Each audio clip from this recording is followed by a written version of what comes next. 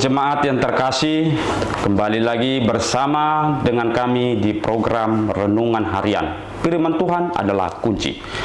Sebelum kita memulai segala aktivitas hari ini, marilah kita terlebih dahulu untuk mendengarkan firman Tuhan yang tertulis di dalam Lukas 2 ayat 25.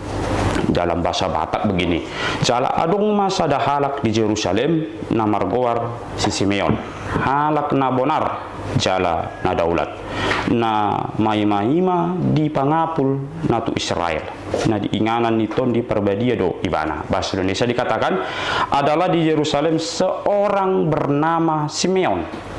Ia seorang yang benar dan saleh yang menantikan penghiburan bagi Israel. Roh Kudus ada di atasnya. Demikianlah firman Tuhan.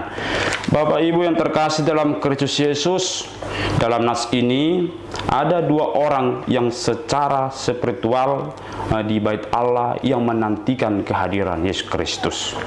Mereka yang pertama adalah Simeon, yang kedua adalah Hana dari suku Aser. Merekalah yang termasuk dalam tokoh ini dalam kisah nyata, bahwasannya mereka yang menantikan Kristus Yesus.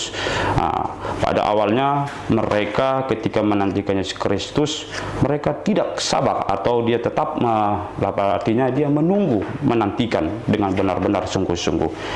Ketika mereka mendengar kabar bahwa Yesus Kristus telah lahir, maka mereka pun secara antusias menantikan Yesus Kristus itu di bait Allah.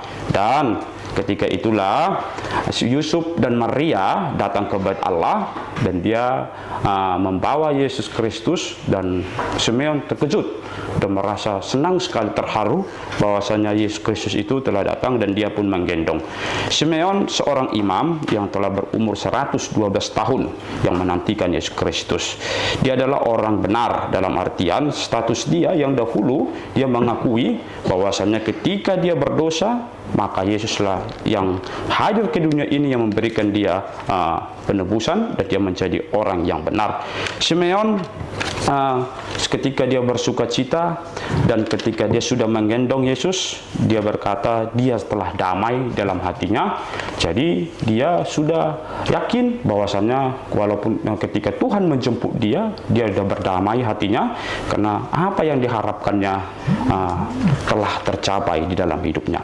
Yesus Kristus adalah Sang Juru Selamat yang memberi keselamatan, bukan universalisme, tapi adalah universal untuk semua manusia, untuk semua umat, bukan satu oknum, bukan untuk satu kelompok, tapi untuk semua orang yang percaya kepada Yesus Kristus bahwa dia adalah keselamatan.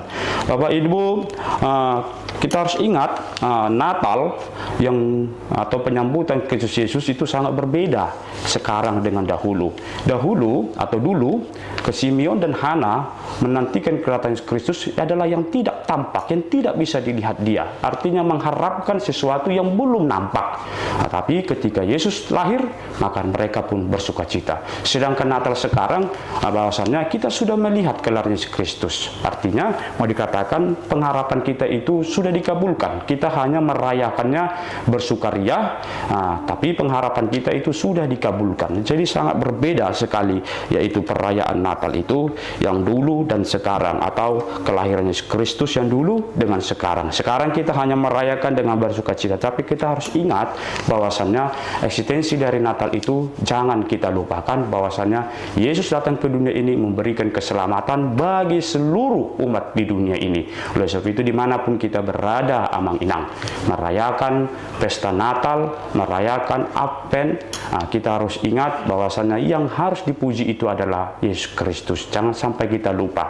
Adalah momen perayaan Natal adalah kita ingat Yesus datang ke dunia memberikan keselamatan. Tuhan Yesus memberkati kita. Amin.